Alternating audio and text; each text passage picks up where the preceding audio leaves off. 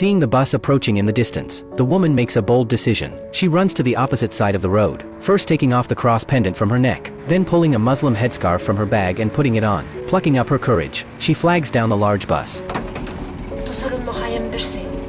The driver doesn't answer but looks at Jane with suspicion, clearly seeing through her disguise, but he doesn't expose her. Jane gets on the bus. All the passengers are Muslim. Anxiously, she sits down. The country is currently in a civil war, with intense conflict between Muslims and Christians, often leading to the slaughter of ordinary civilians. The atmosphere in the bus is tense. Jane falls asleep as the bus drives quickly. Not long after, she is awakened by the sound of people talking outside the bus. A soldier carrying a gun walks past. Jane nervously stands up, watching outside with the other passengers. The tension peaks as the driver negotiates with the soldier. Suddenly,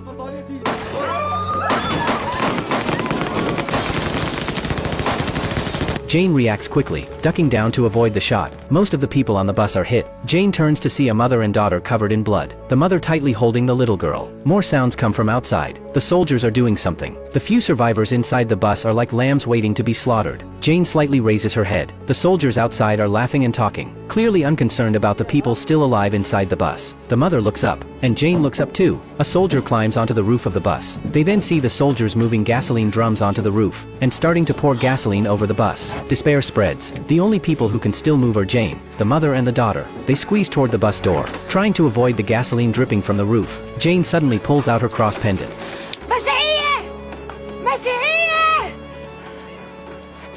Jane looks at the mother and daughter, her expression a mix of sorrow and powerlessness. She is pulled off the bus.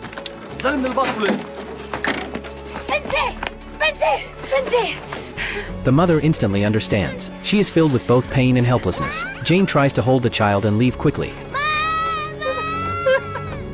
The soldiers start shooting into the bus and setting it on fire. But the little girl doesn't understand that Jane is trying to save her, and desperately calls for her mother. The soldiers, having seen through the ruse, start grabbing the child. Jane struggles to protect the girl, but more soldiers walk toward them. The little girl breaks free and runs back toward her mother. Only Jane is left sitting in front of the raging bus, desperate and helpless.